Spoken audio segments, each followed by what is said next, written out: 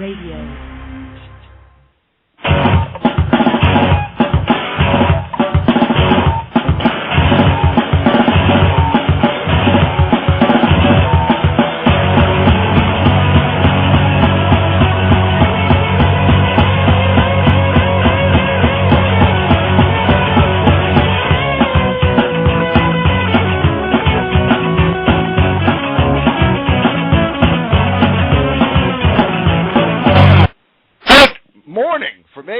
Welcome to Blueshirt Underground Radio, Rapid Richards Reaction.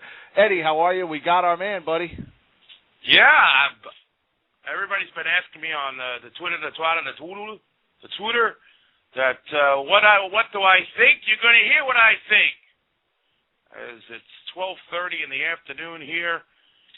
Jim called me probably about an hour ago, woke me up from a deep slumber, coma. Visions of sugar plums dancing in your head.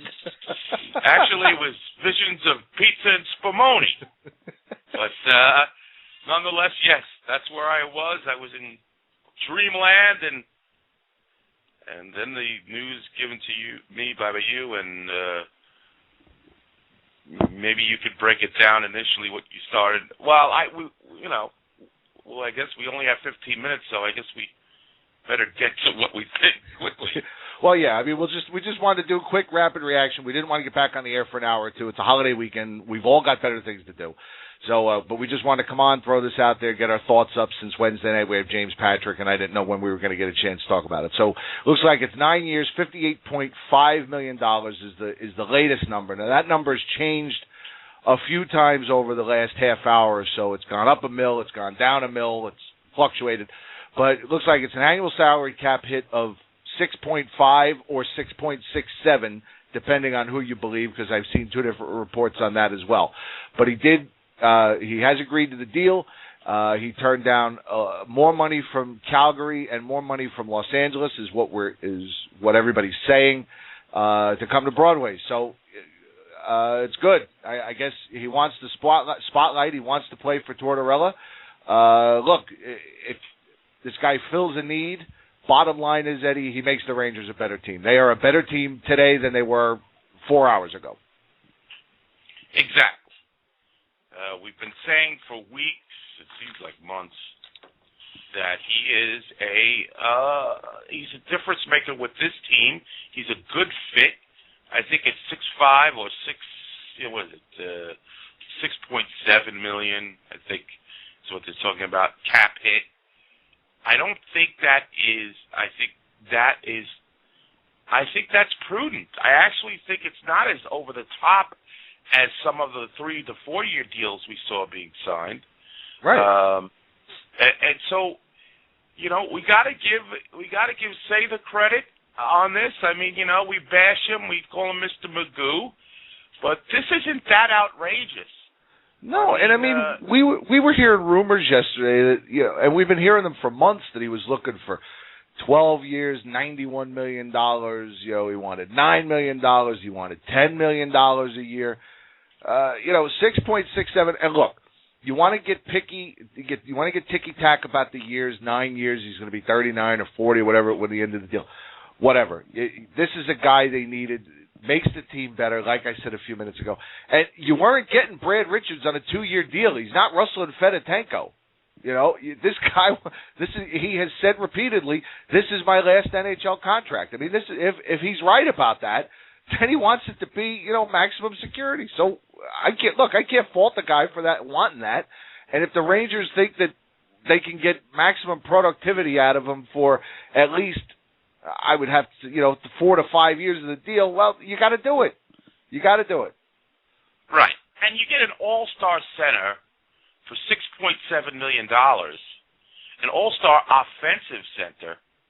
I think it's a good deal. I mean, it's just, not that I think it's a good deal. I think it's a fantastic deal. Yeah. I mean, you're getting a guy that can help you on the power play, play the point. And this money is just not. People want to compare it to some. I just want to say, oh no, here we go again with the Drury and the Redden. This is a whole different animal, as far as I'm concerned. Absolutely. Come on, I mean, let's look at it. When they signed Wade Redden, people went nuts. He's not worth that kind of money. How could they? This guy, his numbers were already in decline. Chris Drury, they paid him first-line center minutes. Everybody knew he wasn't a first-line center. Same thing with Gomez. This guy is a first-line center, and they got him for the same money they got Drury for 3 years ago. This is a no-brainer for a guy that occasionally has no brain. I mean, come on. I mean, you can't look at right now on paper. You look at Brad Richards, Marion Gaborik, and for argument's sake, we'll put Voltek Volsky on that first line. That is as close to a legitimate first line as the Rangers have had in a long time. A long time. And without a legitimate first line, other teams don't fear you. Right, and then, you roll the second line if you keep the Anisimov, Dubinsky, Callahan line. Certainly that line is good, but they're not a first line. Let's put it this, but that's a decent second line. Right, and, it's a perfect second line almost. Again, Volsky's a little bit of a question mark, but he surely is a guy who likes to play offense. You put him with those two guys, it certainly makes the Richard side makes Gaborik, he's got to be jumping for joy after this one. Yeah, I mean, look, think about it. If you're Marc-Andre Fleury or another goaltender in the Rangers division, say Brizgalov, right? You see Marion Gaborik coming down the ice with Eric Christensen, and then you see him coming down the ice with Brad Richards. Which one worries you more? Duh. I mean, we don't even have to answer that question. I mean, this is just they had to do it. They had to do it. I don't think they overpaid. You want to gripe about the years, fine, but this guy was trying to get, his maximum protection out of his last deal. Rangers did what they had to do, and now you just hope for the best. This is not your typical Ranger. These are not your father's or your big brother's Ranger free agency signings. This is much better than that. This is a legitimate first-line all-star player, like Eddie said, and they make the Rangers a better team.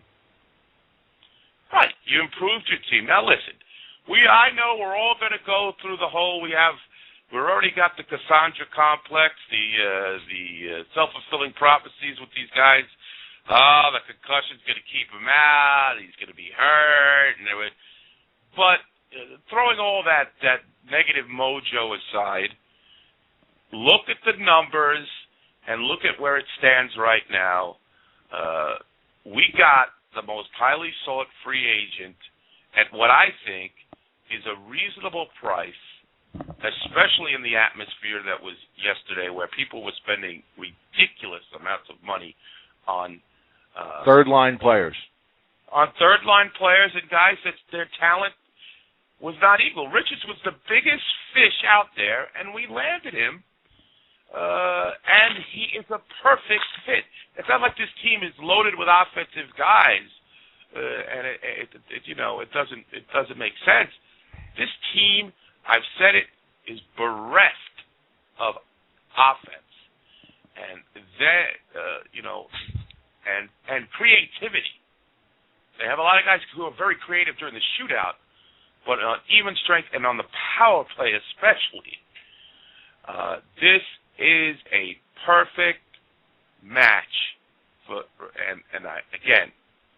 I like the cap hit, and Rocco, Rock actually was one of the first guys. The cap hit is the most important thing, and I think the cap hit is very good. It is.